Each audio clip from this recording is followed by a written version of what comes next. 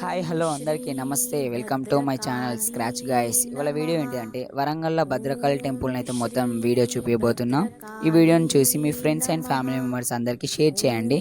Subscribe చేసుకోండి, కింద ఉన్న నోటిఫికేషన్ ఆల్లో పెట్టుకోండి. ఈ వీడియో అయితే పార్ట్ 1, మీకు పార్ట్ 2 కావాలంటే కింద కామెంట్ సెక్షన్లో పార్ట్ 2 కామెంట్ చేయండి. చూసేయండి వీడియో. ఓం శ్రీ భద్రకాళీ నమః. ఓం శ్రీ భద్రకాళీ నమః. ఓం శ్రీ భద్రకాళీ నమః.